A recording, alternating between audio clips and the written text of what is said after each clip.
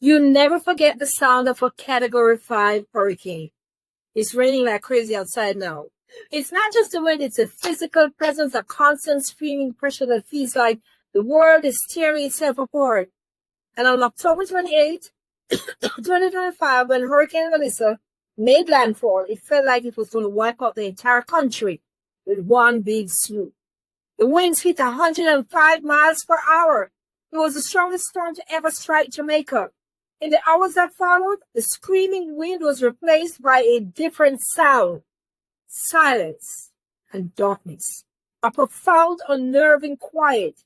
The electricity was gone, the water stopped running, and then the most terrifying digital silence. No internet, no data, no way to tell my family that I was alive, no way to know who else was. Tragically, we later learned that hundreds of people lost their lives. Livelihoods and houses were washed away, and thousands of people were displaced. For those of us like myself who work online, our careers simply stood at a standstill, like it vanished in thin air. It was a unique kind of hell, being completely cut off from the modern world. That digital blackout almost broke me. But it also taught me a brutal lesson in what it truly means to be prepared.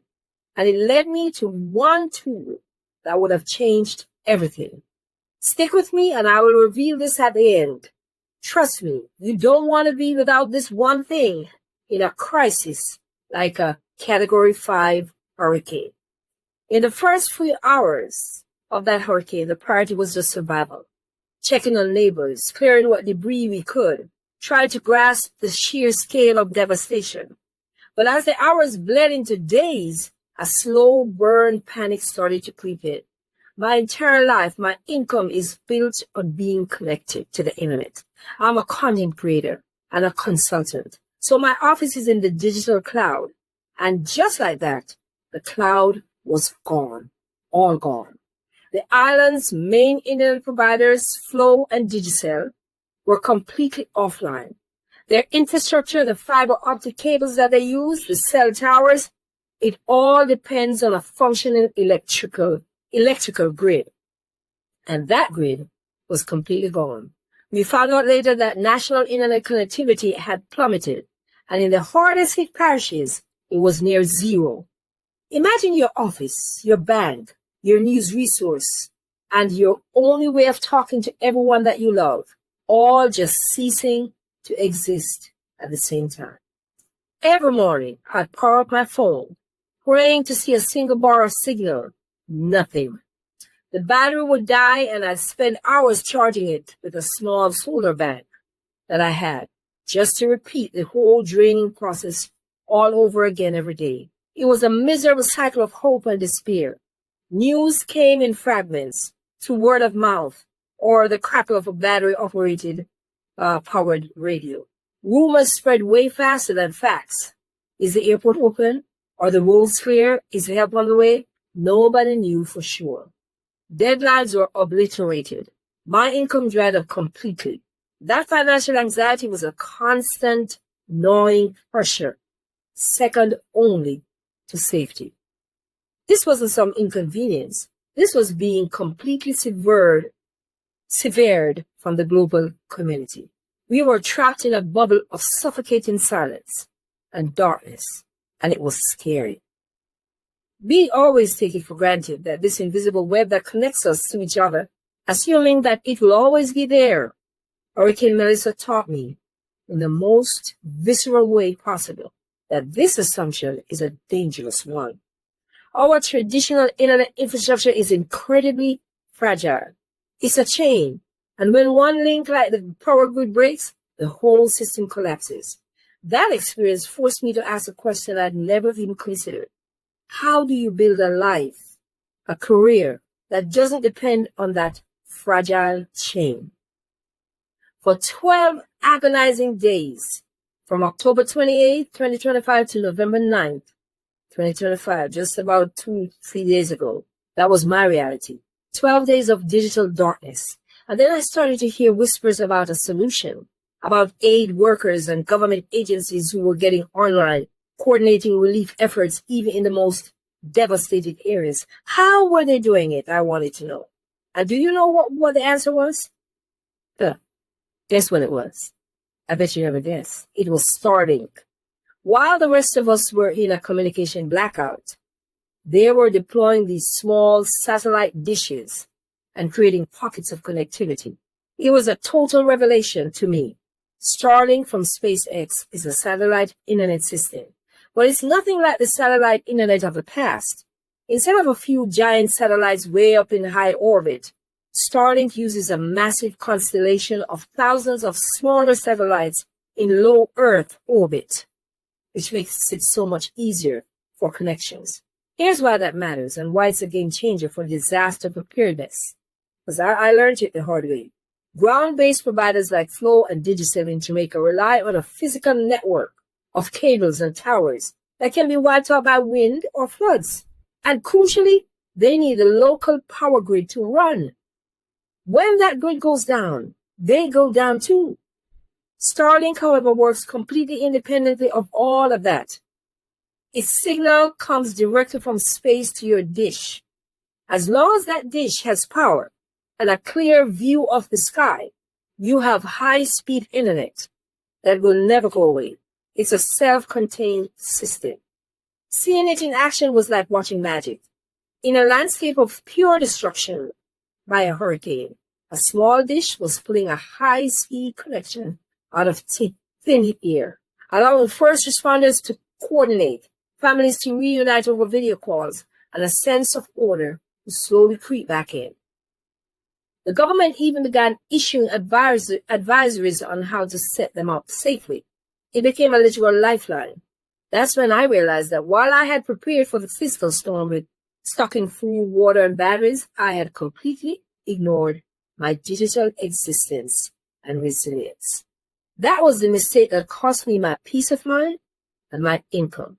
I promised myself that it would never, ever happen again.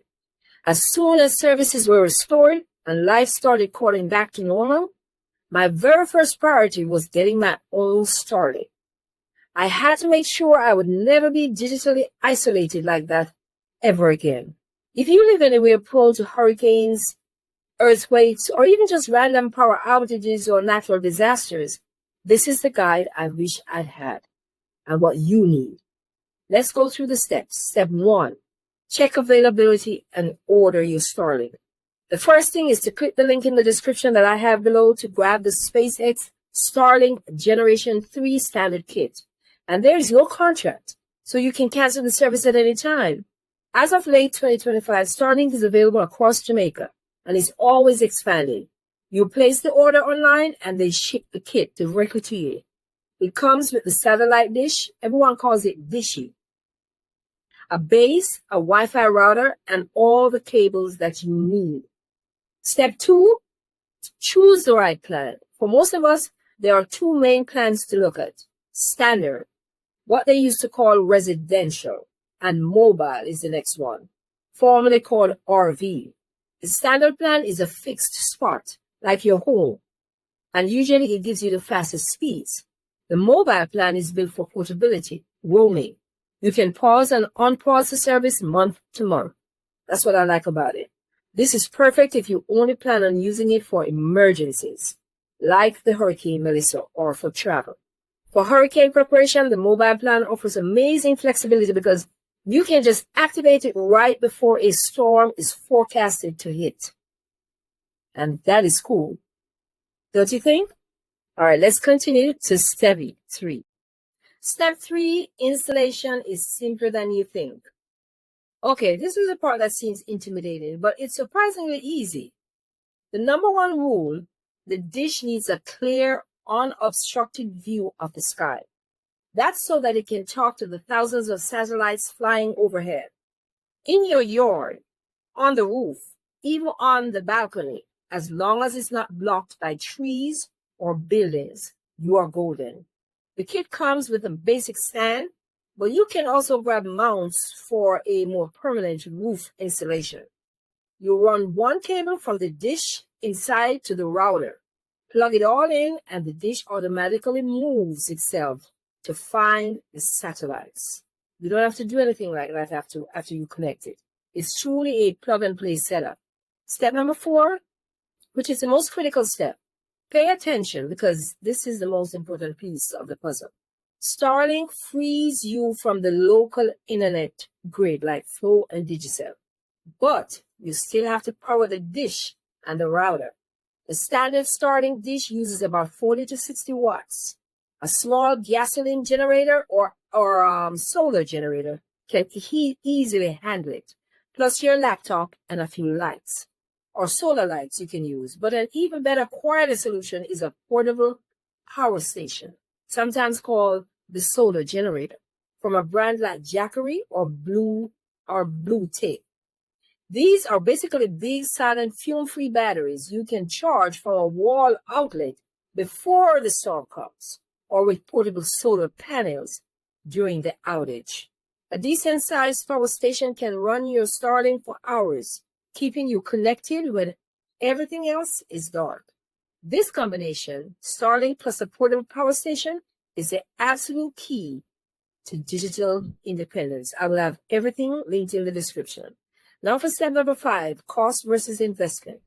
We're going to talk about the money. The hardware for Starlink is a one-time purchase, usually around $499, and the monthly service is about between $80 and $120. If it's not cheap, I get it, but I don't see it as an expense anymore. It's an insurance policy for when you need it the most.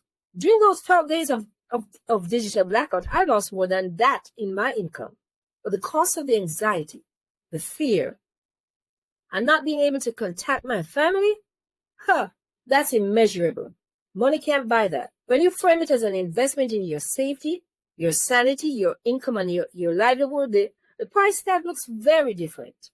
Getting Starlink will solve your biggest problems, staying connected. But during those dark days, I realized that there were so many other digital weak spots that I'd never thought about before. What do you do when you can't access your online bank account? How do you contact people when your phone's contact list is suddenly useless? How do you keep your kids safe and occupied without screens? Because they rely on the internet as well. Most kids today. That's why while I was waiting for my own Starlink to arrive, I poured all my research and hard-learned lessons into a comprehensive toolkit. It's called the Digital Blackout Guide. Everyone should own. This isn't just about the internet. It's a complete survival guide for any kind of tech outage or natural disaster. It covers emergency communication strategies that go way beyond just having the internet. Plans for accessing cash when ATMs are dead, and detailed checklists for protecting your family, kids and pets included, when the digital world just disappears. Starlink is the ultimate tool for staying online. But this guide, my Digital Blackout Guide, is your plan for when the power is out and you can't even turn Starlink on. It's the foundational layer of preparedness. For the launch, I'm making it available for just $19.99 as an instant download. You can have it on your device in the next 5 minutes. It's a peace of mind I wish I had, and now you can have that too. Hurricane Melissa was a devastating event that left deep scars on Jamaica and on me as well. The loss of life and the property damage was immense. But the silent terror of the digital blackout revealed a weakness in our modern lives that most of us never think about until stuff like this happens, and we usually take it for granted. We've built a world that runs on data, but we've built it on an incredible fragile foundation. Surviving that storm and the silence that followed taught me that true preparedness isn't just about food and water anymore. No, and batteries and all that stuff. It's more than that. It's about having a backup for the system that you depend on the most.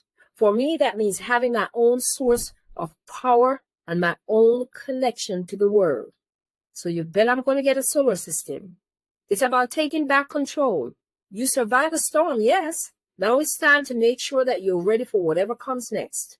Connected prepared, and empowered.